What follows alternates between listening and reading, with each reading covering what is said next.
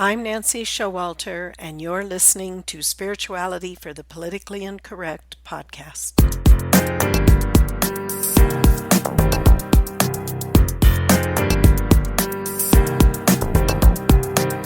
Welcome, all radical paradigm shifters and creative change makers. You who dare to create a better life and a better world. Tap into the power that resides within you and use that power for constructive change.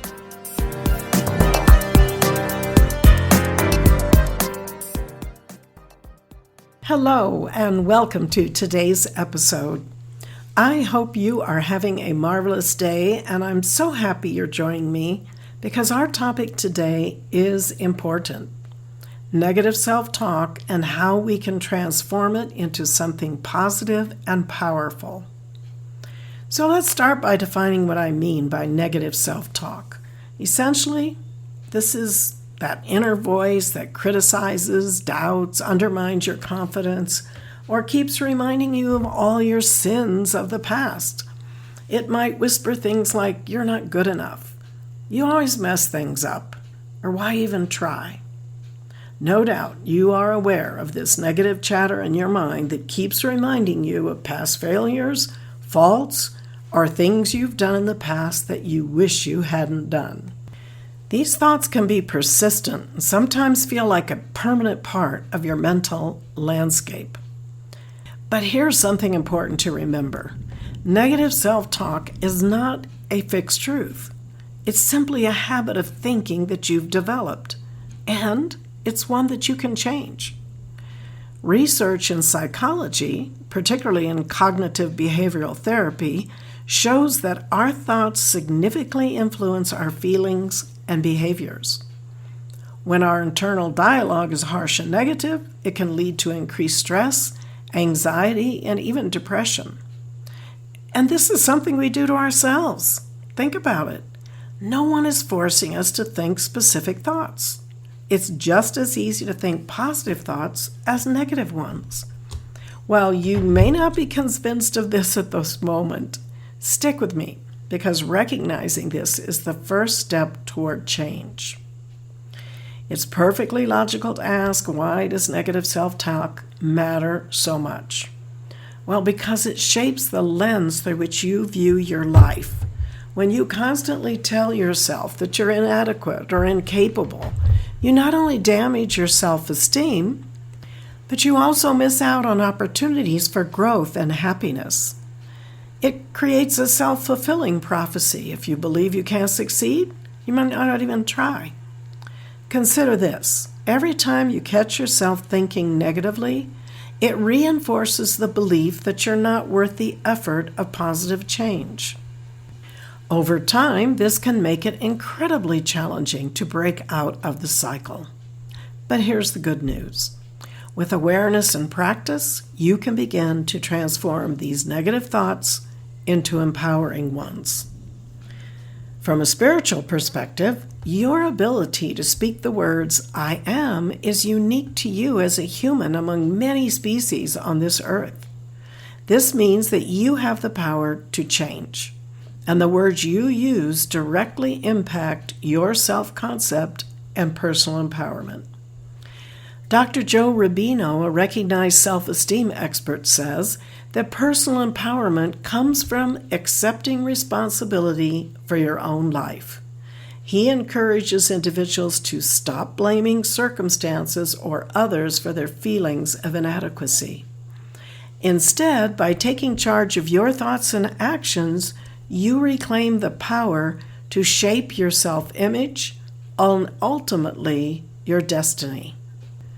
Let's talk about practical strategies to transform negative self-talk. I'm going to share several steps that you can start applying today. The first step is simply becoming aware of your negative self-talk. Try to listen to your internal dialogue throughout the day. You might even find it helpful to keep a journal where you note when these thoughts occur, what triggered them, and how they made you feel. Awareness is a powerful tool. It gives you the chance to catch those negative thoughts before they spiral. Then once you're aware of a negative thought, ask yourself a few questions. Is this thought based on facts, or is it just an opinion? What evidence do I have that contradicts this thought? How would I respond if a friend said something similar about themselves? Often, when you examine these thoughts closely, you'll see that they are exaggerated or even entirely unfounded. Then, replace the negative thought with a more balanced and constructive one. Instead of thinking, "I always fail," try reframing it as, "I've faced challenges before and learned from them, and I can overcome this too."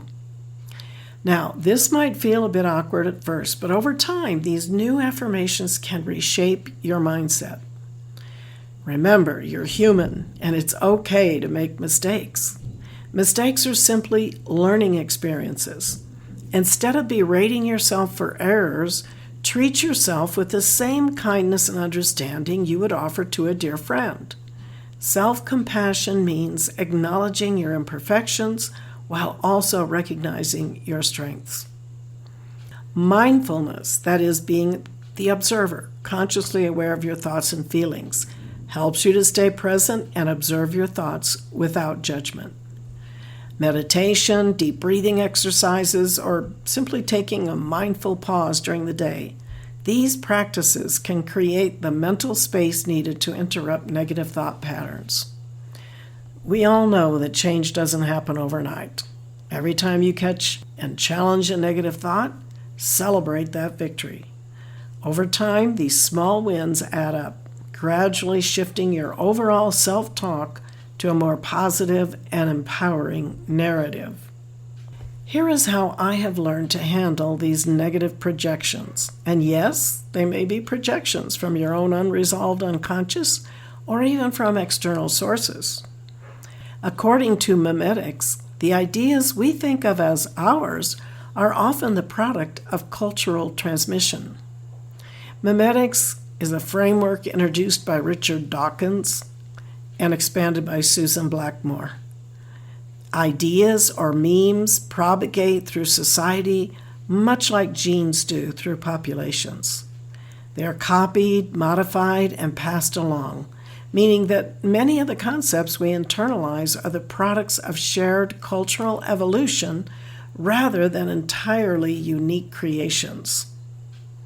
And no matter what the source, we are responsible for how we handle it. When a negative thought presents itself to me, particularly the revolving of recurrent thoughts from the past, I step in to break the habit by speaking to myself, "Nancy, we're not going there."